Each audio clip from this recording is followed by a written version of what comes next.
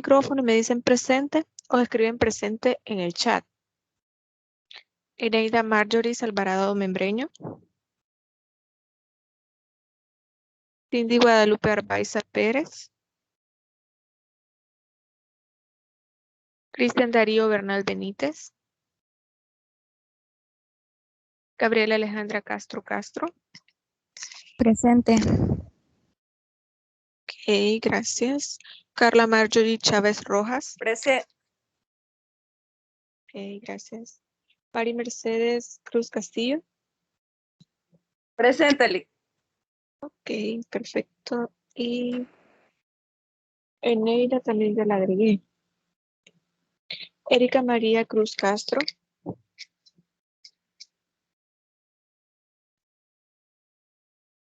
Kenny Isela Durán González. Presente, Lic. Perfecto. Paola Cristina Ferrufino Flores. Presente, Lic. Gracias. Jennifer Alexandra Flores Bonilla. Presente. Perfecto. Karen Alexandra Flores Flores. Ok. Vanessa Abigail García Hernández. Gerson Presente. Alex. Ok, gracias Vanessa. Gerson Alexander Girón Ramírez. Perfecto. José Reinaldo González Gómez. Presente. Ok, gracias. Itzel Yanustelio Hernández Orellana. Karen Melissa Lazo Lemos. Ok, perdón, aquí. Karen Noelia López Turcios. José Daniel Maldonado Zelaya. Ok. Jocelyn Leticia Ortiz Argueta. Presente, Lic. Perfecto. Ever Isaías Pleites. Presente. Ok. Brian Alexander Portillo Sorto. Gloria Emperatriz Quintanilla Orellana. Presente, Lic. Ok, gracias. Elmer Gustavo Salgado Sarabia. Saraí Noemí Sarabia Amaya. Perfecto. Carlos Gerardo Sarabia Salmerón. Presente, Lic. Ok. Victoria Rossetti Sorto Montoya.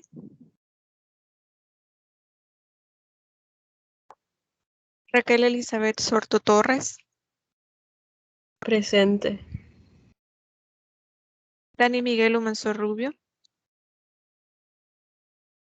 Presente, Lic. Perfecto. Jacqueline Lisbeth Umaña Galeas. Kevin Alberto Velázquez Cruz. Presente, Lic. Okay. Karen Lisette Ventura Fermán.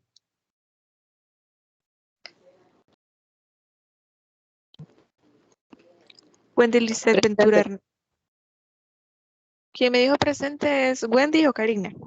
Karina fue. Karina. Ah, ok, perfecto, gracias. Wendy Lisette Ventura Hernández. Presente, Lic. Perfecto, gracias. Adinet Marina Vigil Romero.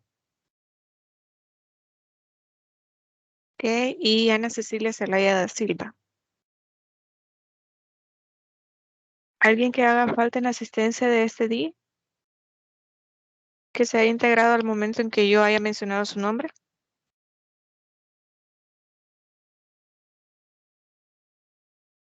Ok, vamos a iniciar entonces, solo me dan un segundo mientras comparto la pantalla. Hacerles saber también que la sesión de hoy va a ser un poco corta, porque solamente vamos a terminar con la parte que teníamos pendiente, que era el cierre del proceso, y vamos a hablar mucho sobre la sentencia, la motivación de esta sentencia, y también vamos a hablar sobre los procesos especiales. En este caso vamos a hablar del juicio de única instancia, y también vamos a hablar del otro proceso que es el de revisión de, no, permítame, ya les digo, el proceso de suspensión del contrato. Son esos dos y en realidad son temas bastante cortos porque la mayoría, o al menos el primero, el de única instancia, ya está en desuso. Sobre eso ya vamos a hablar en un ratito más. Por eso es que me enfoqué tanto en hablar del primero, o sea, el juicio ordinario de trabajo, porque era lo más importante, digamos, lo más robusto de esta parte de los procesos. Ya para la otra clase vamos a hablar de aquellos procesos que tienen que ver con conflictos colectivos. Entonces ya ese es un tema distinto. El día de hoy solo vamos a terminar con esta parte que yo les había mencionado del cierre de los procesos, en los cuales, pues como ustedes saben, lo que se busca es tener una sentencia. Dentro de todo este proceso que se va llevando a cabo, yo les mencionaba que sobre todo la parte probatoria, o sea, los actos probatorios era quizás lo más determinante dentro del proceso laboral, en el cual, como se los mencioné, esta idea de la reversión de la carga de la prueba es sumamente importante, porque aquí es donde se ve la manera en cómo el proceso laboral tiene todas estas características especiales, en donde no es la persona que está afirmando, en la mayoría de los casos, quien tiene que probar, sino que se puede afirmar esperando que el otro sea el que revierta esta prueba o el que pueda ayudar a probar esa afirmación. Entonces, de esta forma es que nosotros vemos que pasando por todo este proceso, los actos procesales que dan inicio a todos estos juicios laborales, pasando por la parte procesal, que es sumamente importante, ahora llegamos al cierre del proceso. Dentro de los tribunales judiciales, cuando ya las partes han vertido toda esta prueba, según ya lo ha establecido el Código de Trabajo, ya nos da la pauta de en qué momento, de qué forma se va a establecer esta prueba y cómo se va a valorar. Recuerdo que al principio habíamos leído algunos artículos en específico en los cuales veíamos cuáles eran las fuentes del derecho laboral, del derecho procesal laboral en específico. Y decíamos que entre ellos el derecho laboral tenía fuentes bastante distintas, no era solamente los tratados internacionales, también lo que menciona la OIT en este caso, la costumbre dentro del centro de trabajo también es una fuente de derecho procesal laboral. Y son otros elementos, además de los principios generales, de los cuales nosotros hemos estado hablando, que son aplicables para la resolución de estos casos. Entonces, vemos que por lo menos en esta jurisdicción laboral, nosotros tenemos elementos distintos que nos van a servir al momento de hacer la valoración de la prueba, pero también sobre cómo se va a desarrollar todo el proceso. Sobre esto ya estuvimos hablando en clases anteriores, solamente hago mención de esto para que se vayan juntando todas las piezas y ustedes puedan comprender mejor cómo es que se va a dar todo este proceso y al final la importancia que tiene lo que hablábamos de los principios del derecho procesal laboral, lo que hablábamos de las fuentes del derecho procesal laboral y todo lo que hablábamos del inicio del proceso y la parte probatoria. Entonces, nos dice que el juez o jueza con 3 días de anticipación va a señalar el día y la hora para declarar cerrado el proceso. De esta forma, los jueces tienen esta potestad en la cual ellos deben anunciar 3 días antes cuando se va a declarar cerrado el proceso. ¿Por qué? Recuerden que al momento en que se cierra el proceso, entonces vamos a entender si es cosa juzgada o no. Y además de esto, los efectos que tenga este cierre del proceso son determinantes para ver si esta persona o alguna de las partes en específico va a querer interponer un medio de impugnación o un recurso.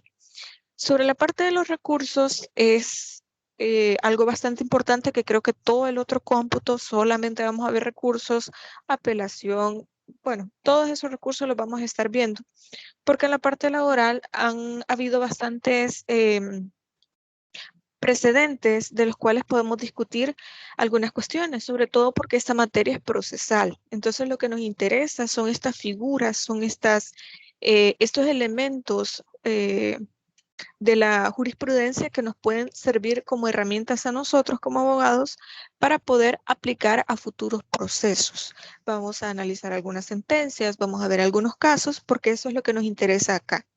Ya estamos viendo las generalidades de cada uno de los procesos y ahora vamos a ver cómo es que se han resuelto algunos de esos procesos y qué vamos a hacer en caso de que una de las partes se sienta agraviada por el resultado de estos procesos. Esto lo vamos a ver más adelante y solamente se los anuncio porque precisamente estamos hablando de esta parte del cierre del proceso. Como les menciono, se trata de eso. 3 días antes nos va a decir el juez, miren, tal día a tal hora se va a dar el cierre del proceso. Obviamente eso también tiene que ver y se relaciona con los actos probatorios al momento de hablar de los actos de comunicación. Le tiene que hacer saber en qué momento se finaliza el plazo, en qué momento se va a establecer este cierre del proceso. Es decir, a través de una notificación le hace saber esta fecha y esta hora. Al señalar esta fecha y esta hora, la parte actora y la parte demandada ya no pueden presentar pruebas. Es decir, en el momento en que se establece la fecha y la hora, ya usted sabe que para ese punto, en ese momento, ya usted no puede aportar absolutamente nada. Obviamente ya sabemos que hay un plazo para la apertura de las pruebas que son de 8 días. Dentro de esos 8 días, y hago la aclaración porque posiblemente no sé si no me di a entender bien porque hay personas que me han preguntado, yo les explicaba que al final de esos 8 días, es decir, los 2 días antes de finalizar esos 8 días en que se ha aperturado a prueba, no se va a recibir prueba testimonial. Son los últimos 2 días de estos 8 días. No son los que van en medio, no son los primeros 2, son los últimos 2. ¿Ok? Bueno, además de estos 8 días, sí se puede aportar alguna prueba, pero de hechos sobrevenidos, tal cual como sucede en los procesos civiles, pero siempre que estos sean hechos que aparecen posteriormente a cuando ya ha sido entablado el proceso y que lo modifican de una forma significativa. Entonces, solamente así se podría dentro del proceso laboral. Sin embargo, cuando ya nos han notificado que dentro de 3 días se tiene por cerrado el proceso, ya no se va a poder. Entonces, aunque usted tenga prueba sobrevenida, ya no lo va a poder hacer, porque ya el juez lo establece de una manera taxativa. Entonces, la única excepción es la regla establecida en el 398, que se refiere a la facultad de presentar una prueba complementaria en el proceso. Ahora bien, no es lo mismo algo sobrevenido que una prueba complementaria. ¿Por qué hago esta aclaración?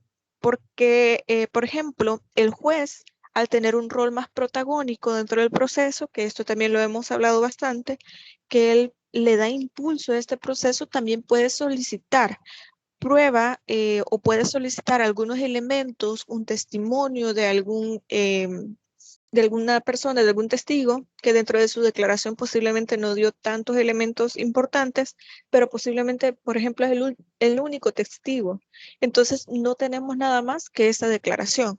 Entonces, él puede llamarlo de nuevo para poder hacerle algunas preguntas que tal vez puedan darle más sentido a esta versión de la verdad de los hechos.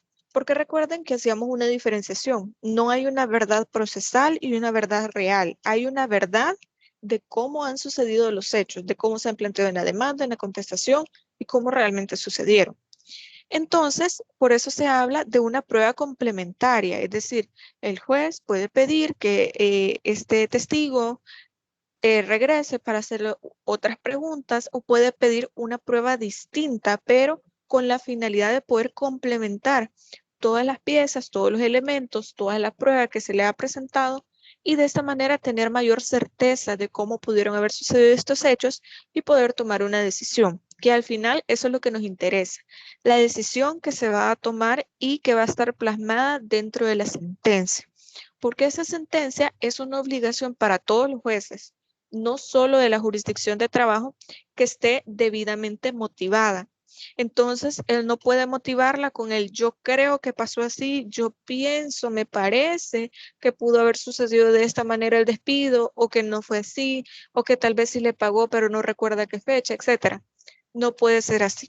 Ellos deben basarse dentro del parámetro de lo legal, en conjunto con las pruebas que se le han presentado, pero también debe tener las herramientas necesarias para poder hacerlo. Como les menciono, la parte de la sentencia es sumamente importante, sobre todo porque estamos hablando de derechos de los trabajadores. siempre lo hemos mencionado, ellos son como la parte más vulnerable de la relación laboral. Y por lo tanto, el juez tiene un poco más de protagonismo respecto de estos procesos, porque lo que trata es de cumplir con este principio protector o proteccionista, como le quieran llamar, porque en muchas ocasiones hasta los mismos trabajadores renuncian a algunas prestaciones para que se les pueda pagar alguna que consideren que les beneficia más. Por ejemplo, ellos pueden decir, no, mientras me paguen la indemnización, no importa que no me paguen las vacaciones, no importa que no me paguen los salarios caídos, etcétera. Sin embargo, todas estas prestaciones por ley las tiene que recibir. No es que quiera o no quiera. Estos derechos no son renunciables. Entonces, el juez, al igual que obviamente la parte representante del trabajador, de la parte, en este caso, demandante, tiene que velar por los derechos del trabajador. No es que el juez deja de ser imparcial y toma como un rol de protector del trabajador, sino que su deber es dirigir el proceso y velar por el bienestar, es decir, por que se cumpla con todos los derechos que se ha establecido dentro del Código de Trabajo. Lamentablemente el Código de Trabajo ya no responde tanto, digamos, a ciertas cuestiones que se dan en la actualidad. Ya se ve que es necesario que exista una reforma, porque, como les he mencionado, hace referencia al Código de Procedimientos Civiles y Mercantiles. Ya se trató de adaptar al nuevo Código Procesal Civil y Mercantil, pero en este caso es necesario ya que hayan varias reformas, pero por el momento pues parece que no va a ser de esa manera. Entonces, lo que nos interesa acá es que esta única excepción de la cual estábamos hablando de la prueba complementaria se conoce como diligencias de mejor proveer. Creo que esta figura ustedes ya la conocen, ya la han visto en otras materias, por ejemplo en civil, en la cual se le da esta facultad al juez o jueza que ellos pueden solicitar en cualquier estado del proceso hasta antes de la sentencia. Es decir, los jueces, al ver que tal vez ninguna de las partes han agregado algún elemento que es importante dentro del proceso, quizás porque no lo saben, porque no lo tienen, porque no lo pueden conseguir, etcétera, pero no hacen mención de ello y tal vez es determinante dentro del proceso, entonces el mismo juez hace esta solicitud. Podría ser liberando un oficio para alguna institución del Estado, para alguna empresa que le pueda enviar esa documentación pidiendo que una persona vaya a declarar de nuevo, etcétera. Pero esto puede suceder en cualquier momento de todo el proceso, hasta antes de dictar la sentencia. Por eso es que hablábamos que estos 3 días de anticipación, si las partes no tienen la posibilidad de poder establecer o poder aportar alguna prueba más, pero el juez sí, dentro de estos 3 días, perdón, sí puede pedir alguna información, alguna declaración, todo aquello que llamamos pruebas para mejor proveer o diligencias para mejor proveer. Y es importante aclarar que esta prueba nunca será una prueba nueva, sino que es una prueba nada más para poder aclarar los hechos vertidos. Se podría considerar como algo bastante criticable porque muchas personas consideran de que esto es exceder las funciones que tiene el juez en el sentido de que no debería ser él quien pida esta prueba o quien pida realizar estas diligencias. Una prueba más o que se pueda pedir que el testigo vuelva a declarar, etcétera, porque esto lo que hace es modificar el curso que lleva el proceso y que las partes han hecho que sea ese el curso que lleve el proceso. Sin embargo, como les menciono, lo importante acá es que para cuando lleguemos al cierre del proceso, ya el juez tenga una imagen clara de qué es lo que ha sucedido, de cuáles son las pruebas con las que le han querido demostrar que los hechos han sucedido de una manera A o de una manera B. Por lo tanto, son ellos los que tienen que aportar esta prueba. Sin embargo, el mismo Código de Trabajo ya le da la posibilidad de que él pueda tener estas diligencias de mejor proveer. Y estos no son hechos nuevos, son simplemente para poder aclarar hechos o situaciones que se han establecido dentro de la demanda o de la contestación de la demanda, si es que se realizó. Entonces, vamos a ver un poco ahora sobre la sentencia y la motivación y ejecución. Sobre la ejecución de la sentencia, esto es lo que nos da pie a lo que vamos a hablar ya el próximo cómputo respecto de los medios de impugnación y los recursos. Entonces, ya solo la otra clase, como les mencionaba, vamos a hablar de los juicios respecto de los conflictos colectivos y luego de eso pues ya vamos a hablar de los recursos.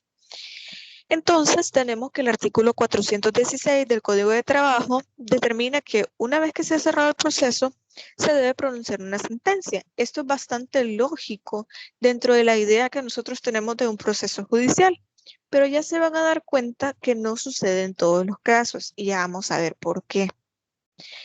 Bueno, lo más lógico es que una vez vertidas todas las pruebas, la valoración que hace el juez respecto de todos los elementos, el marco normativo que le han presentado, que es un elemento sumamente importante, se tiene que hacer todo el análisis de todo lo que se ha visto dentro del proceso para que el juez o jueza pueda tomar una decisión. Es decir, poder establecer si se le va a restituir, permíteme, si se le va a restituir a esta persona en su trabajo, por ejemplo, si se le van a pagar las prestaciones que se le deudan, etcétera. Entonces, el juez o jueza debe tener en consideración las reglas establecidas en el Código de Procedimientos Civiles, porque esto es lo que se menciona dentro del Código de Trabajo. Sin embargo, entendemos que ahora nosotros vamos a aplicar el Código Procesal Civil y Mercantil para poder dictar una sentencia, obviamente. Con el agregado que en materia laboral las sentencias son más breves. Es bastante raro que usted pueda encontrar una sentencia de un proceso laboral que sea bastante extensa, porque como ya se los he mencionado, lo que se busca es que este tipo de justicia laboral sea lo más expedita, lo más ágil y sobre todo lo más entendible para las personas que acceden a esta jurisdicción. ¿Por qué? Recuerden que muchos de ellos no asisten con un abogado, lo cual significaría que si le entregan a esta persona una sentencia, si no tiene una ayuda técnica, en este caso un abogado, no la va a poder comprender. Por eso es que estas sentencias son más breves y un poco más sencillas que las sentencias que podríamos tener en el área civil, en el área laboral, perdón, en el área penal, etcétera. Y esto lo encontramos en el artículo 417 del Código de Trabajo, que nos dice que debe omitirse todo aquello que no tenga importancia en el fallo. Es decir, debemos darle relevancia a aquello que le ha generado certeza al juez. Esto no significa dejar a un lado aquella prueba que se ha vertido dentro del proceso y que no le ha generado esta certeza. Esto significa motivar por qué sí o por qué no le ha generado esta certeza para poder tomar la decisión. Sin embargo, si hay elementos que no son importantes, que no son relevantes, entonces no se toman en consideración. Por ejemplo, si dentro del testimonio de uno de los testigos, valga la redundancia, dentro de la declaración, lo vamos a decir así, de uno de los testigos comienza a mencionar hechos sobre su propio labor dentro del centro de trabajo, esto nos sirve para acreditar que esta persona conoce, es decir, sabe de los hechos porque estaba en el lugar y en el momento adecuado para poder saber qué fue lo que sucedió. Sin embargo, ¿qué es lo determinante acá? Por ejemplo, si estamos frente a un despido injustificado, si él vio y si él escuchó al momento en que esta persona fue despedida. Entonces, esto es lo relevante de la declaración que ha hecho el testigo. Ahora bien, al momento de que se dicte la sentencia, solamente nos interesa aquello que tenga importancia para poder determinar si se va a restituir a esta persona en el trabajo y todo lo que ya les he mencionado anteriormente, sea cual sea la decisión que se tome. Ya dentro del artículo 418 se establece la categorización de las normas y estas son las que sirven para poder fundamentar la sentencia, que este es otro elemento del cual nosotros ya habíamos hablado antes. Y ese artículo nos dice que para poder fundamentar las sentencias se tomarán los siguientes elementos y se establece un orden en específico, o sea, se enumera de forma taxativa. Permítanme.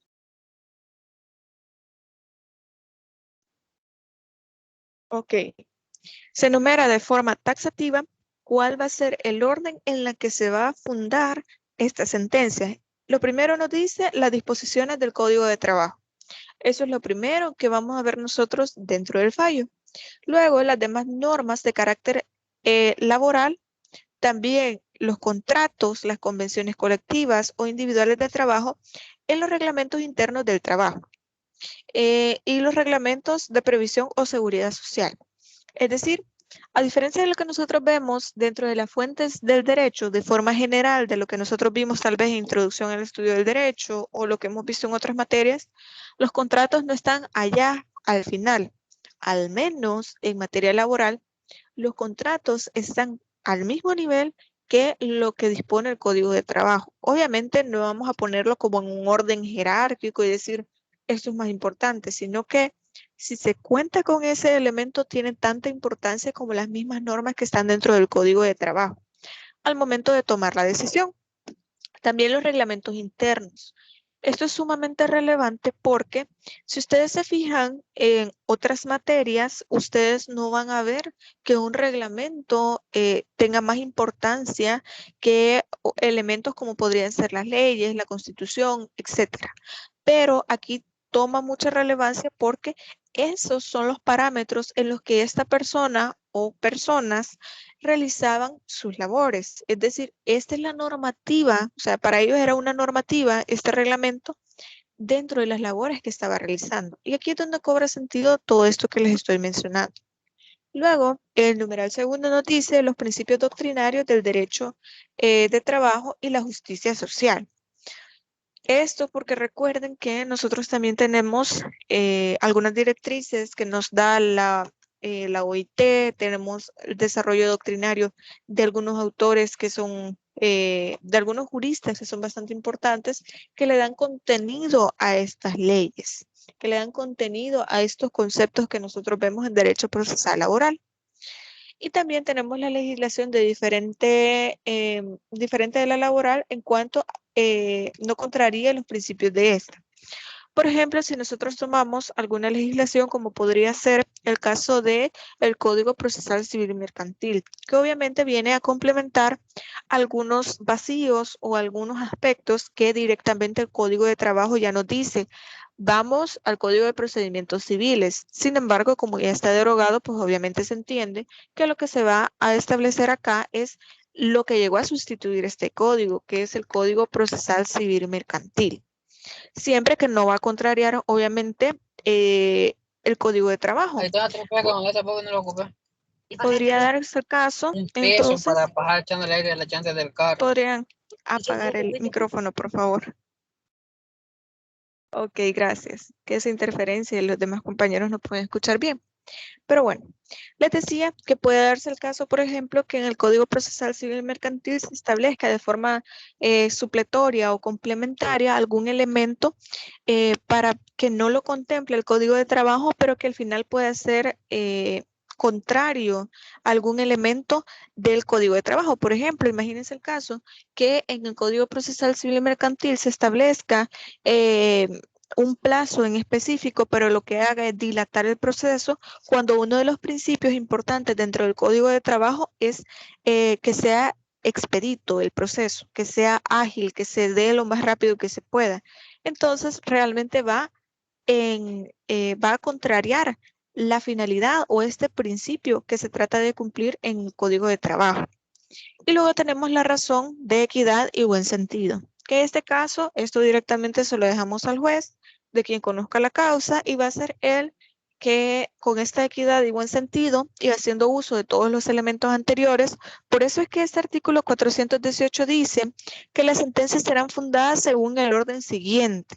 Es decir, no nos vamos a ir directamente primero a la equidad y el buen sentido y después vemos si alguna regla o algún artículo del Código de Trabajo es aplicable. Como se los menciono, esto es una cuestión de sentido común, es decir, que nosotros debemos ver esto tal cual como nos lo menciona el Código de Trabajo, pero también entendiendo que tiene un sentido porque se ha plasmado así la norma. Entonces, esto resulta de gran valor, ya que en materia laboral las partes no están obligadas a citar el derecho ni hacer análisis legal en la demanda, ya que el juez o jueza, quien tiene el deber de conocer el derecho, que va a aplicar y según el cual va a resolver la sentencia. Esto no significa que ustedes como abogados que han estudiado derecho procesal laboral, no hagan mención de estas reglas.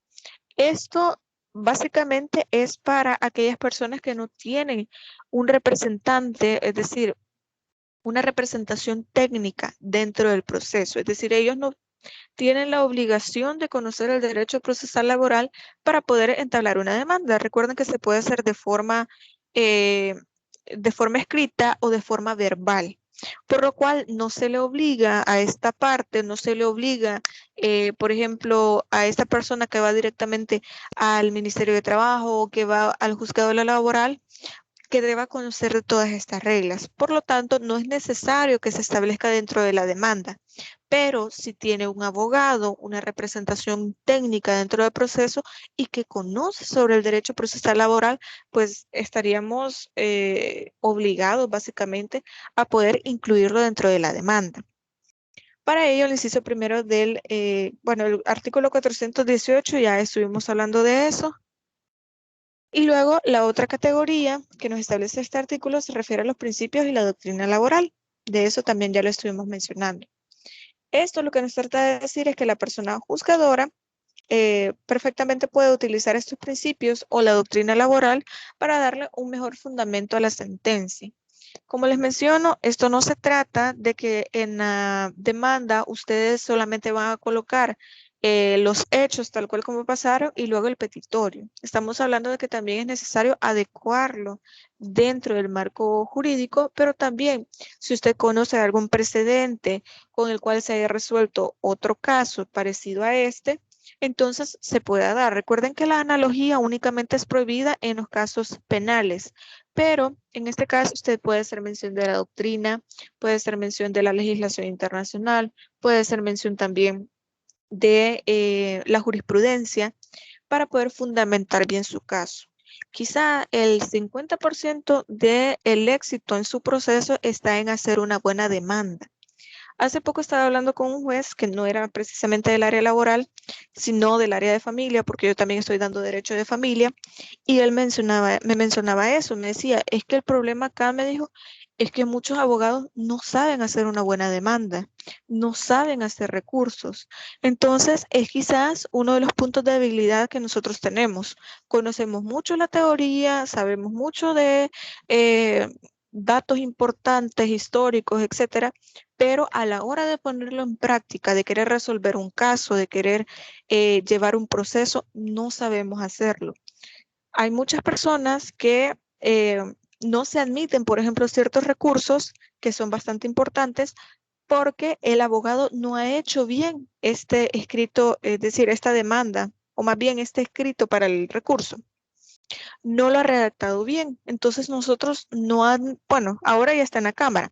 Nosotros no podemos admitir porque es inteligible, o sea, no entendemos qué es lo que trató de decir, no entendemos cuál es el agravio, no entendemos qué es lo que quiere. Entonces, al final, quien se ve afectado es el usuario, es decir, es la persona a la que se le quieren proteger estos derechos o que se ha visto agraviado con esta sentencia en primera instancia, quien tiene que pagar los platos rotos porque un abogado no puede hacer bien un recurso o porque en la demanda no incluyó elementos importantes. Y otra cuestión también es que hay mucha gente que dice, pero es que mire, yo le pregunté a mi cliente, le pregunté a la persona, por no llamarlo cliente, a mi mandante, vamos a decirlo así.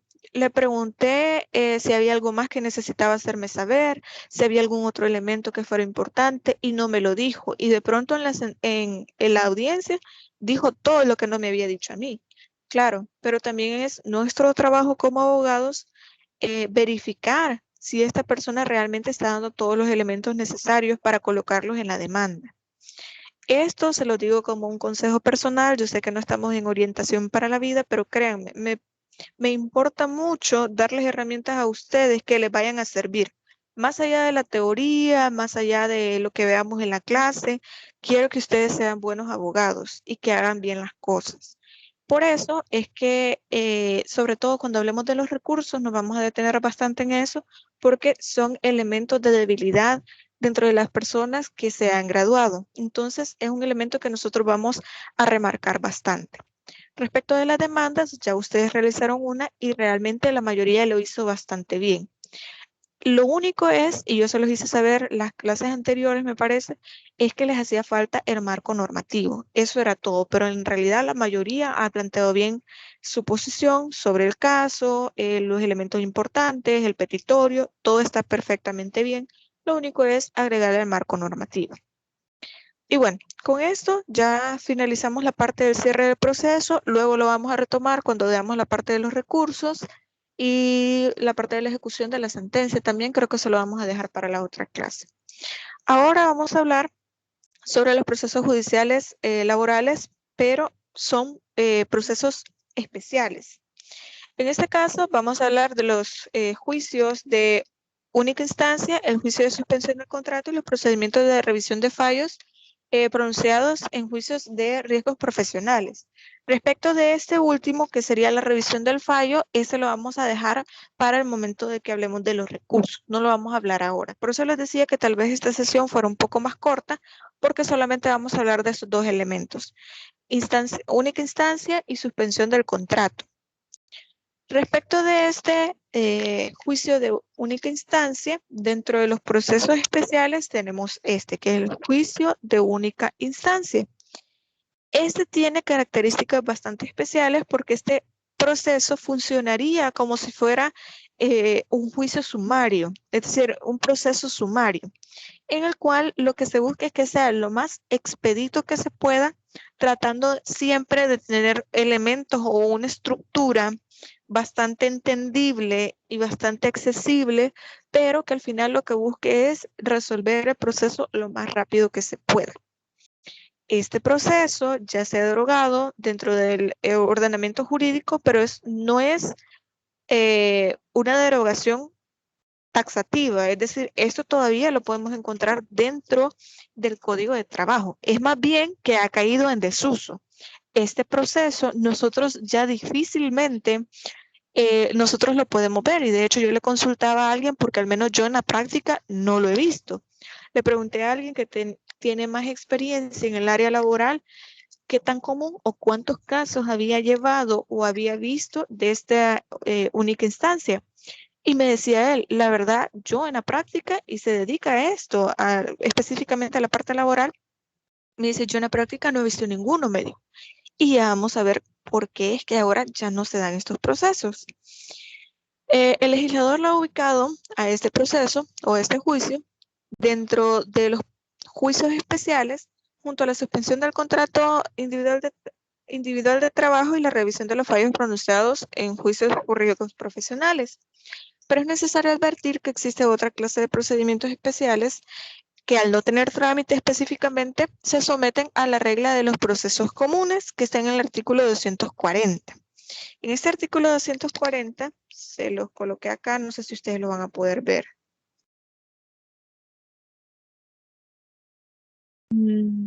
Permítanme, yo creo que ya lo van a poder ver.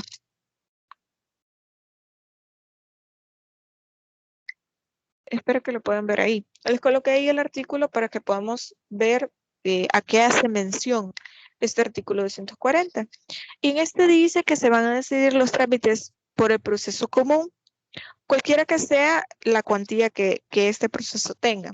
Las demandas en materia de competencia desleal, propiedad intelectual, propiedad industrial, propiedad intelectual y publicidad, siempre que no versen exclusivamente sobre las reclamaciones de cantidad, en cuyo caso se tramitarán en un procedimiento que les corresponde en función de la cuantía que se reclame.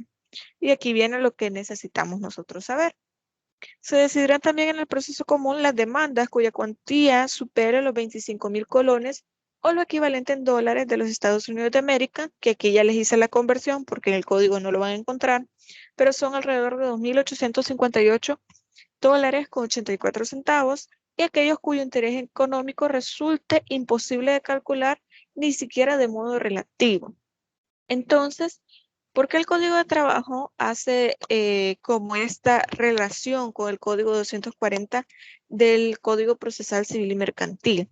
Porque nos dice que además de estos juicios especiales, tenemos otros que son ordinarios, pero que no tienen un proceso establecido. Sin embargo, van a cumplir con las reglas del artículo 240 del Código Procesal Civil y Mercantil. Es decir, cuando excedan o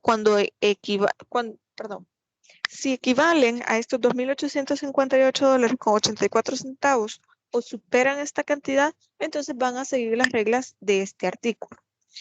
Y ya van a ver por qué es que les he puesto acá la cantidad en específico. Y bueno, ese proceso de única instancia ha caído en desuso. Era lo que yo les mencionaba anteriormente. Podríamos decir que estamos ante un claro ejemplo de una normativa que está vigente, pero que no es positiva. Por eso les decía, dentro del Código de Trabajo, ustedes lo van a encontrar ahí está el artículo.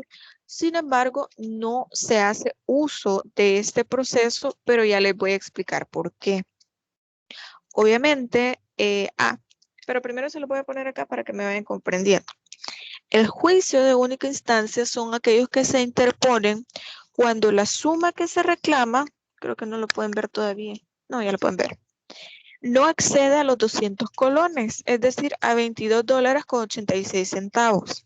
¿Qué fue lo que sucedió? Bueno, antes habían juicios los cuales pues podrían tener la equivalencia de estos 200 colones porque antes la moneda o al menos los colones valían bastante. No sé cómo explicar ese punto, pero que podían haber procesos que no excedieran los 200 colones. Sin embargo, sobre todo cuando se dio la ley de bimonetarismo, es decir, que se dio la dolarización en El Salvador, se hizo esta conversión y esto hacía que ya no estuviéramos en estas remuneraciones que podían ser menores a $22.86. Es muy difícil ahora poder encontrar un proceso en el cual, o sea, usted quiera acceder al juzgado de lo laboral para poder pedir una cantidad de $20. Y claro, cualquiera diría, pero $20 son $20 que yo ya trabajé y que este patrono no me está queriendo dar. Y sí, lo que sucede es que la mayoría de veces si se adeudan alguna cantidad similar o un poco mayor, en conciliación se logra. Entonces no es necesario llegar a la parte jurisdiccional. Porque imagínense el caso de que un patrón esté adeudando $20, normalmente lo que se hace es no mire, tome y listo. O no mire, yo se lo voy a pagar, pero tal fecha. No es necesario, o al menos en la práctica se ve que no es necesario llegar hasta el órgano jurisdiccional, es decir, hasta los procesos laborales, para poder llevar a cabo estos juicios de única instancia. Y esto fue lo que sucedió, que por eso la presentación, bueno, se los había puesto al revés. Por eso es que estamos hablando de que al momento en que nosotros teníamos el colón, era más común que pudiéramos tener procesos de única instancia y aún así era bien complicado, era bien difícil porque normalmente, como les digo, en conciliación ya se lograba eso, no era necesario ir a un juicio de única instancia. Pero al momento en que se hizo este cambio, entonces se ha entendido que ya esto cayó en desuso, ya es prácticamente imposible poder ver uno de estos procesos. Sin embargo, se ha manejado siempre en el Código de Trabajo. Por eso es que les digo que este Código de Trabajo necesita varias reformas. Hay bastantes cosas que es necesario poder eliminar porque ya no se utilizan, ya no están acorde a nuestra realidad. Y bueno, en los últimos años, el tiro de gracia de este proceso ha sido la dolarización económica en nuestro país, de la economía, perdón, de nuestro país. Pues nadie va a poner en función el órgano jurisdiccional por tan ínfima reclamación. No obstante, analicemos algunos aspectos de ese procedimiento porque podría caber alguna adecuación de las que requieren con la vigencia de la nueva normativa procesal común. Es decir, es posible que algunos de estos elementos, con el hecho de que nosotros cambiemos la cantidad, podría ser útil. Imagínense el caso que en vez de $22, nosotros pongamos $100 o 150. Es posible que para algún rubro, podría ser el rubro agrícola, etcétera, podría ser útil. Porque las normas realmente nos describen un proceso completo que le faltan algunos elementos y ya lo vamos a ver. pero que este podría ser útil siempre y cuando nosotros cambiáramos la cantidad. Podría ser más rápido, podría ser mejor y más viable si nosotros hiciéramos ese cambio. ¿Por qué no se ha realizado hasta ahora? Pues esa es una situación que no sabemos, pero como les menciono, podría ser útil en el caso de que nosotros quisiéramos que este proceso se mantuviera. Y bueno, ahí está todavía en el código de trabajo, pero esto no significa que no podamos hacer esa modificación. Y bueno, las formas de interposición, perdón, de esta demanda siempre siempre van a mantener las reglas del 426 y del 379. En este caso, estamos hablando de que, por ejemplo, si se tratara de aquellas remuneraciones, perdón, de aquellas prestaciones que se paguen de forma proporcional, perdón, podrían darse también estos juicios de única instancia. Imagínense el caso que una persona no ha cumplido un año dentro de su centro de trabajo y que lo que les puedan pagar o que les están adeudando más bien sea menor a $150, por ejemplo. Y si nosotros cambiáramos estos $22.86 por $150, este proceso sería muy útil. Como les digo, si se diera ese cambio, sería mucho más importante. Pero bueno, estábamos en el artículo 426 y en el 379, que en estos artículos lo que nos menciona, o al menos el 379, son los requisitos de la demanda. Es decir, este proceso se iniciaría o se inicia más bien con una demanda tal cual como los juicios ordinarios. Es decir, tal cual así como se mencionan los elementos de la demanda, así también se va a dar inicio a este proceso. Pero también se puede hacer de forma verbal frente al juez o jueza que tiene la obligación de levantar un acta. Esta es la forma en que se inicia el proceso. Usted puede, bueno, el trabajador que se le han visto vulnerado alguno de sus derechos puede ir directamente al juzgado y hacer esta denuncia o esta demanda de forma verbal frente al juez y él va a levantar un acta para poder comenzar con este proceso. Este procedimiento especial, la persona juzgadora también realiza un juicio de admisibilidad cuando se hayan presentado la demanda, ya sea de forma verbal o de forma escrita, y si no cumple con estos requisitos para poder interponer la demanda, perdón, si esta es muy oscura, es decir, que no se puede ver de forma clara qué es lo que se quiere o qué es lo que ha sucedido, podría hacer las prevenciones pertinentes. Y bueno, la demanda oscura es aquella cuya pretensión no está clara. Eso creo que ustedes ya lo saben, ya lo vieron en civil también. Entonces ya vemos que dentro de estos elementos importantes está que se inicie con una demanda, sí, que esta demanda cumple con los mismos requisitos que el juicio ordinario de trabajo, sí, que se puede hacer de forma verbal o escrita, igual, y también que si hay algún elemento que hace falta dentro de esta demanda que puede ser escrito o verbal, se pueden hacer prevenciones a las cuales esta persona, y bueno, depende de si haya hecho de forma verbal o escrita la demanda, puede también subsanar estos elementos que le hacen falta a esta demanda o estas situaciones que son muy oscuras dentro de la demanda. También es necesario señalar que a diferencia del juicio ordinario de trabajo, el Código de Trabajo no establece un plazo para poder evacuar las pretensiones en el juicio de única instancia. Y aquí vemos que estos son los elementos que le hacen falta a estos juicios de única instancia, porque aquí no se establece cuántos días se tiene para poder subsanar estos elementos que hacen falta dentro de esta demanda, donde se entiende que el juez o jueza debe señalar un plazo a discreción y que atienda la celeridad que busque este juicio. Debido a que este juicio es, digamos, se asemeja bastante a lo que nosotros buscaríamos en la figura del abreviado, entonces va a ser el mismo juez que va a verificar qué elemento falta dentro de esta demanda para poder decirle, bueno, si es un elemento sumamente importante, le voy a dar un par de días más. Pero si tal vez es solamente un nombre, una fecha, el nombre de, por ejemplo, el patrono o de la persona que despidió a esta persona o cuánto es la cantidad en específico que se le adeuda, etcétera, solamente le puede dar 1, 2 o hasta 3 días, por ejemplo, para que se pueda realizar esta subsanación, para que pueda establecer todos estos datos y que se establezca de una forma más clara qué es lo que se pide o todos estos elementos que están de forma oscura. Entonces, esto tiende a la celeridad del juicio, pero también aquí es donde vemos el protagonismo que tiene el juez. Y siempre se los estoy repitiendo porque este elemento es diferente de lo que nosotros vemos en otros procesos. Además, otra de las diferencias que existe es que en el proceso ordinario es el juez o jueza quien va a citar a la persona demandada para contestar de forma verbal. Pero en el artículo 434 del Código de Trabajo nos establece un supuesto especial, que en este caso la parte trabajadora se presenta al lugar de trabajo que desempeña las funciones y no puede hacerlo por causa imputable a su empleador o empleadora.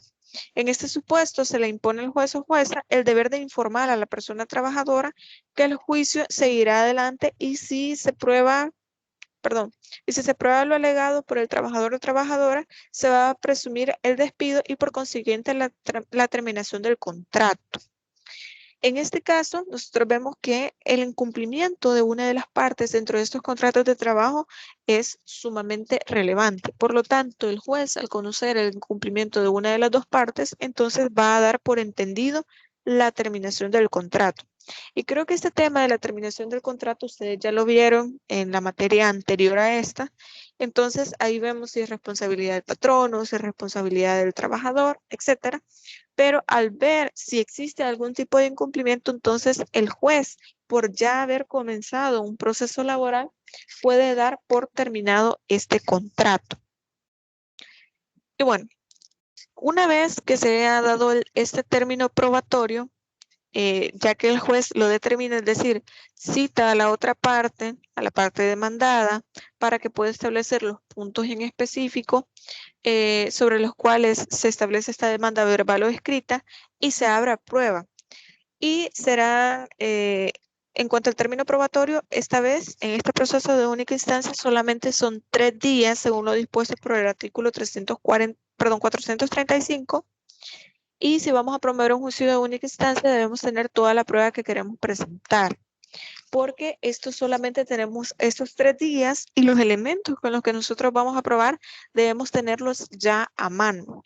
No podemos decirle, mire, señor juez, es que todavía no me llega la constancia, no me han enviado el contrato de trabajo, sino que ya se debe tener todo a mano, ya que cuando se nos notifica la apertura a prueba, debe presentarse de forma inmediata. Esta apertura a prueba, según el artículo 435, se los coloqué acá, nos dice, no habiendo avenimiento total o parcial en audiencia conciliatoria, porque como se los menciono, cuando se hace este emplazamiento, es decir, cuando se le pide a la otra parte que llegue para poder responder, responder esta demanda, lo que se busca es que exista algún tipo de conciliación. Pero si no se da, entonces se va a dar esta apertura a estos 3 días para que se pueda aprobar.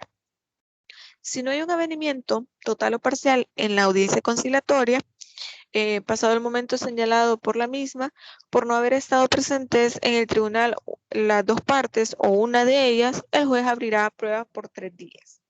Es decir, basta con que alguna de las dos partes no llegue, sobre todo la parte que ha sido demandada, para que se pueda dar esta apertura a 3 días. Si en estos 3 días la parte demandada, que en este caso normalmente es la que va a tratar de probar, si no llega o no entrega estas pruebas, entonces se debe entender que no hay una razón para que siga el proceso. Solamente son estos 3 días que nosotros tenemos. Y bueno, el juicio de única instancia encontramos otra particularidad y es que no hay cierre del caso. Y ustedes me van a decir, ¿cómo es posible que no va a haber cierre de un proceso? ¿No va a haber una sentencia? ¿O cómo es que va a funcionar en este caso los juicios de única instancia? Bueno, esto implica que cuando se cierre el término de prueba, pasará a comunicar la sentencia en la siguiente audiencia. Es decir, el juez, luego de estos 3 días que se establece la prueba, va a haber una audiencia, o sea, va a señalar día y hora para la audiencia y directamente ahí se va a poder dictar el fallo. En el Código de Trabajo no se establece un plazo para dictar la sentencia y esto es lo más curioso de este tipo de proceso, que no dice cuánto tiempo tiene. Es decir, pasan los 3 días en los cuales se va a establecer o se va a presentar esta prueba, pero el Código de Trabajo no dice 5 días después va a ser la audiencia o un mes después. No dice nada respecto del momento en que se va a dictar esta sentencia. Entonces, no establece este plazo para poder dictar la sentencia después del término probatorio, pero debemos interpretar que el plazo que el juez o jueza tiene para señalar esta audiencia en la cual se supone que debe dictar la resolución debe atender a la naturaleza del juicio, que es ser lo más expedito que se pueda, es decir, esta similitud con el proceso abreviado, que es de realizarlo con la mayor brevedad posible. No debe esperar 1 mes, 2 meses, 3 meses. Es más, si es posible, dentro de los mismos de 5 días, 1 semana, ya debe estar lista esta sentencia. Como les menciono, este tipo de procesos pues ya no se dan en la práctica. Sin embargo, analizamos, o sea, ustedes pueden ver acá la importancia que podría tener si se cambiara ese monto, porque entonces, como les menciono, podrían ser, imagínense, $150, $200, y esto podría hacer que estos procesos duraran mucho menos, porque solamente tendríamos que cumplir con algunas formalidades y luego de eso ya tendríamos una sentencia en que menos de 1 mes posiblemente. Y bueno, respecto al procedimiento, ya más o menos se los he estado explicando, porque los juicios de única instancia contemplan la existencia de una fase saneadora, que es esta fase en la que yo les mencionaba que se puede hacer una prevención, pero que el Código de Trabajo no nos dice cuántos días se tiene para subsanar esta prevención, pero que se entiende que va a ser lo más breve posible y va a establecer el mismo juez cuánto tiempo tiene. Y bueno, no se regula, plazo alguno por la naturaleza del juicio y bien puede ser para la siguiente audiencia dicho plazo. El criterio del juzgador es determinante en este caso, sobre todo por el hecho de que ellos lo que buscan es hacer que estos procesos terminen lo más rápido posible. Sin embargo, como se los menciono, va a depender del juez qué tanto va a dilatar este proceso o si va a atender a la naturaleza de este mismo proceso. Imagínense que no hay una prevención, que se ha verificado todos los elementos dentro de la demanda, que se ha llamado a la conciliación y no se ha llegado a un acuerdo. Luego se abre a prueba durante 3 días y después de esos 3 días, en unos 4 o 5 días ya está lista la sentencia o ya está listo el fallo. Entonces estaríamos hablando de que estos procesos no durarían ni 1 mes posiblemente. Por eso es importante destacar que para entablarse la litis se experimenta una variación respecto al proceso ordinario, porque en tiempo es mucho más corto. Y sobre todo, esto implica que la persona que va a demandar ya tiene todos los elementos suficientes para poder establecer la prueba dentro de estos 3 días que nos explica ya el código que tenemos. También, ciertamente, en la misma convocatoria pueden incluirse ambas actividades, o sea, celebrarse la contestación de la demanda y la conciliación, que ese es otro aspecto que nosotros veíamos dentro de los procesos ordinarios, que al momento en que se emplaza a la persona, este emplazamiento es básicamente la citación a conciliación. Es decir, este acto procesal cumple con la función de ambas cosas, de hacerle saber a la persona que ha sido demandada y hacerle saber el contenido de esta demanda, pero también la conciliación, es decir, llamarle a conciliación. Por lo cual es importante todos estos elementos que nosotros estamos viendo dentro de estos procesos, porque esta es la semejanza que tiene entre el proceso ordinario, pero también con el proceso del juicio de única instancia. Estos son básicamente como las similitudes que puede llegar a tener con estos procesos, pero como se los mencioné, la apertura a prueba no son 8 días, son solamente 3. La prontitud con la que se busca terminar este proceso también es distinto dentro de los procesos laborales y el hecho de que no tenemos un cierre del proceso como tal y no existe un plazo dentro del Código de Trabajo para saber cuándo nosotros vamos a saber el contenido de esta sentencia o cuándo el juez nos va a llamar a audiencia para saber el contenido de este fallo. Y bueno, ahora tenemos los juicios de suspensión del contrato. Ya casi vamos a finalizar con el contenido de este día, ya es poco lo que vamos a hablar sobre esta parte, porque para poder entender a qué se refiere este juicio de suspensión del contrato, debemos conocer cuáles son las causales que estipula el Código de Trabajo para que pueda operar esta suspensión. Antes que nada, debemos aclarar que existen causales de suspensión de los contratos que son automáticas y otras que pueden ser de forma forzosa y debe seguirse el respectivo juicio de suspensión de contrato de trabajo. Por eso es que nosotros vamos a ver que este es otro tipo de juicio, que es un juicio especial, porque en algunos casos de manera directa ya se entiende que se ha suspendido el contrato y para otros casos es necesario ir hasta la instancia laboral para pedir la suspensión del mismo.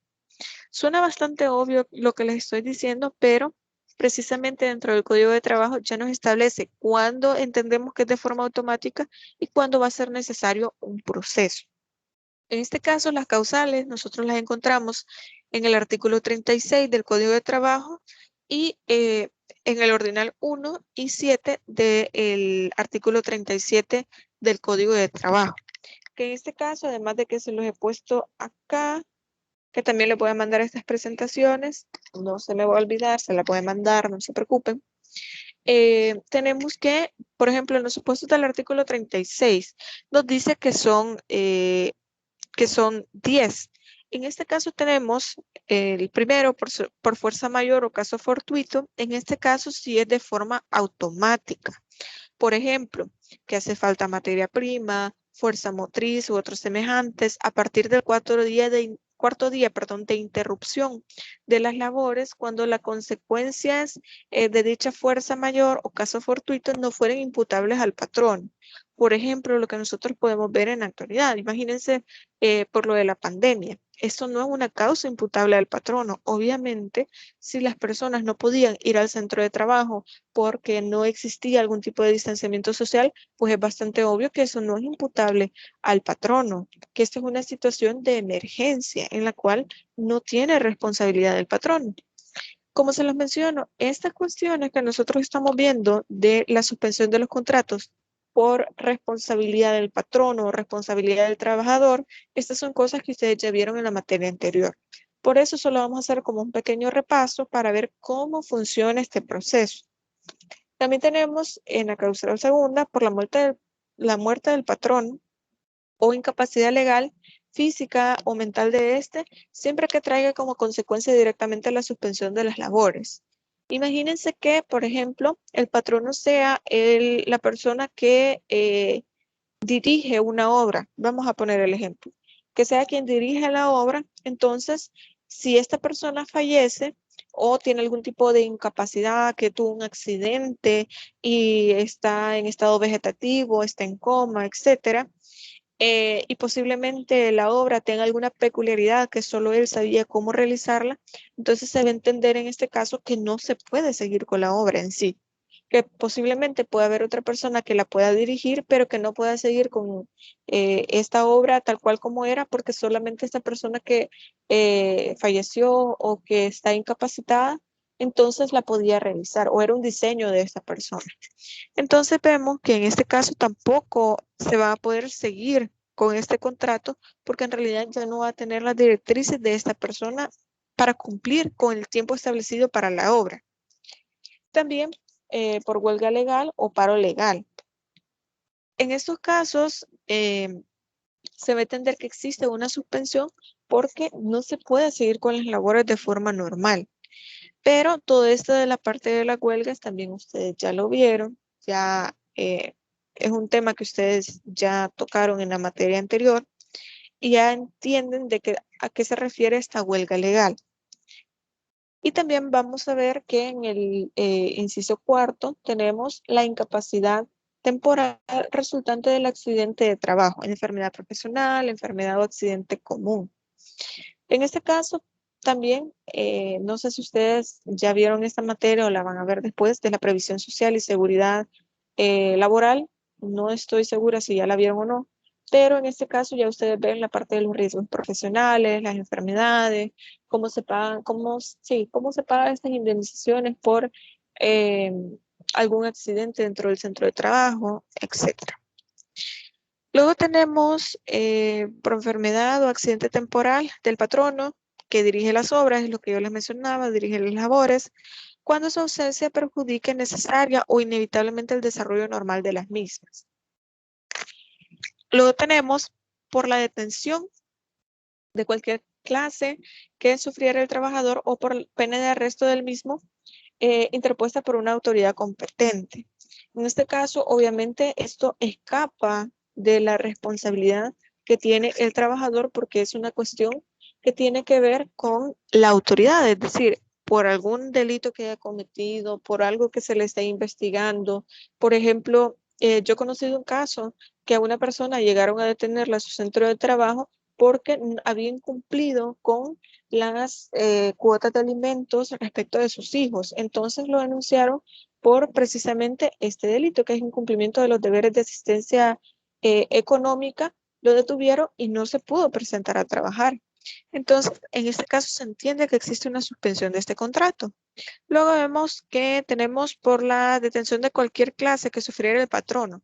Y vemos que aquí primero vemos lo que le sucede al patrono, perdón, al trabajador y luego al patrono. Entonces vemos ahí la dualidad, que ya sea por responsabilidad o de uno o de otro, pero que puede existir esta suspensión de los contratos. También tenemos por el descanso pre y postnatal.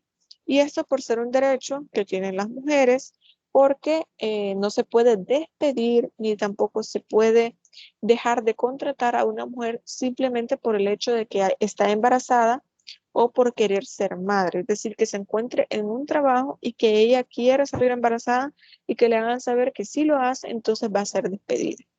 Hay algunas cuestiones que aquí en el Código de Trabajo han tenido modificaciones dentro de la jurisprudencia. Por ejemplo, yo estoy dando la materia de Derecho Individual y Colectivo de Trabajo y en esto nosotros estábamos viendo algunas modificaciones que se le habían hecho al trabajo doméstico, al trabajo a domicilio y sobre todo en el caso de los derechos de la mujer embarazada. Entonces aquí vemos que dentro de los derechos que tienen las mujeres embarazadas, precisamente por este descanso pre y postnatal, no se puede dar esta suspensión de este contrato porque este es un derecho que tiene la mujer. Entonces no podemos decir que eso es una causa de suspensión del contrato. Y también tenemos por la prestación de servicio militar obligatorio del trabajador o del patrono o por la incorporación de cualquiera de ellos al servicio del Estado en caso de emergencia nacional. Si se tratara del patrono, será necesario que a consecuencia de la prestación de tales servicios se suspenderá de forma necesaria e inevitable las labores de la empresa, establecimiento o centro de trabajo. Y también tenemos por ejercer trabajo a cargo público obligatorio que sea incompatible con el trabajo desempeñado o por ejercer el patrono cuando ello suspenda necesario inevitablemente las labores dentro de la empresa o establecimiento del centro de trabajo. En este caso, ¿qué es lo que nos interesa a nosotros respecto a los juicios de suspensión de contrato? Muchas de estas causas es necesario probarlas. Hay algunas que se dan de forma automática. Por ejemplo, en el caso de la muerte del patrono, de la muerte del trabajador, pues se entiende que no va a haber alguien a quien demandar porque esta persona ya ha fallecido. Pero tenemos el caso, por ejemplo, imagínense que se dé la detención del trabajador. Entonces, si se quiere demandar a esta persona, entonces se entiende que se va a hacer un juicio para poder hacerlo. También tenemos otros supuestos en el artículo 37 que nos dice por mutuo consentimiento de las partes pueden pedir la suspensión de este contrato. También tenemos la falta de fondos o imposibilidad de obtenerlos para la prosecución normal del trabajo apreciadas prudencialmente por el juez de trabajo. Que él comprenda que posiblemente la naturaleza de este trabajo no pueda seguir porque no se tienen los elementos suficientes, lo que habíamos hablado anteriormente, que no se tenía la materia prima, que no se tenían los elementos con los que se realiza el trabajo, entonces no tiene sentido en seguir con este contrato. También tenemos la imposibilidad de poder explotar la empresa o establecimiento por un mínimo razonable de utilidad también por la necesidad de reducir las actividades de la empresa o establecimiento. Y también tenemos por enfermedad manifiesta o inminente del trabajador que ponga o pueda poner en riesgo la salud de los trabajadores o familiares de este o de sus representantes. Por la enfermedad manifiesta también del patrono. Y luego tenemos cuando por razón de incumplimiento de las normas laborales el trabajador no tenga que prestar servicios, o cuando el ejercicio de un cargo directivo en una asociación profesional impida al trabajador dedicarse al normal desempeño de las labores. Estos también son otros supuestos, como yo se los mencioné. Nosotros solo quiero que hagamos un recorrido breve dentro de estos supuestos, porque lo que nos interesa es el proceso. Y aquí yo les he colocado, si me permiten, solo voy a bajar acá. Yo les he colocado nuevamente estas causas de suspensión del contrato, y lo que nos interesa es esto. Cuando la persona empleadora tiene la obligación de dar aviso a los trabajadores o trabajadoras que puedan resultar afectados, será por medio del juez o jueza. Luego de la notificación del aviso, se cuenta con 30 días, es decir, para que se dé la suspensión de este contrato por alguna de las causales del artículo 36 o 37. Es decir, el patrono debe dar a conocer al juez esta situación por la cual va a pedir la suspensión de este contrato, y va a ser el juez quien va a notificar este aviso con el que se cuentan esos 30 días, y al cumplirse este plazo, el empleador o empleadora puede suspender el contrato.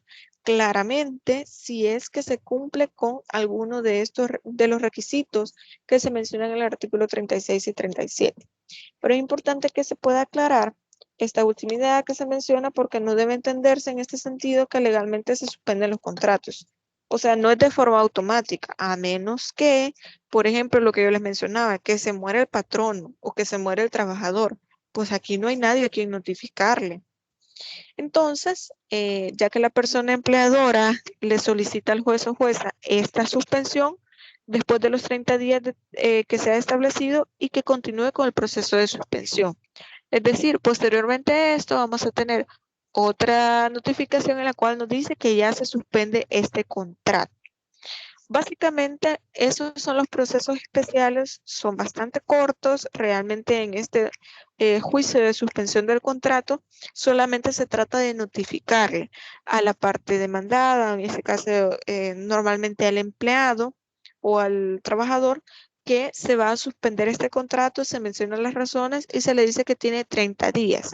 Obviamente el patrono en este caso tiene que cumplir con las prestaciones que se han establecido hasta finalizar estos 30 días. Entonces, estos son, como les mencionaba, los procesos especiales que se establecen dentro del Código de Trabajo, que ustedes lo pueden revisar. Son aspectos bastante generales, porque realmente estos procesos, al menos el de única instancia, ya no se da. Y el de suspensión de los contratos, esto se hace como normalmente sería en la parte civil, que se llega a un acuerdo con la otra parte y se da por rescindido el contrato. Normalmente esto es lo que se da en la práctica, pero de forma judicial nosotros tenemos esta posibilidad, que ya nos la da el Código de Trabajo, para solicitarle al juez este proceso que se llama juicio de suspensión del contrato. Con esto ya finalizaríamos el contenido del día de hoy. No sé si alguien tiene preguntas, alguna duda, algún comentario que quiera realizar. Recuerden que les voy a publicar en este momento estas presentaciones para que les queden a ustedes. Es básicamente el mismo contenido que ustedes ya tienen en la plataforma, pero yo se los pongo ahí en PowerPoint para que sea un poco más atractivo para ustedes, pero es básicamente lo mismo. Así que no sé, ¿alguien que quiera agregar algo más? ¿Alguna duda?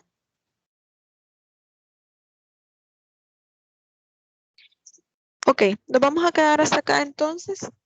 Espero que se cuiden mucho, pasen feliz tarde, y cualquier cosa me pueden escribir al grupo de WhatsApp o al foro semanal de consultas. Así que cuídense mucho, pasen feliz tarde. Feliz tarde, licenciado. Ok, Feliz cuídense. tarde, Lick. Bendiciones. Gracias igualmente.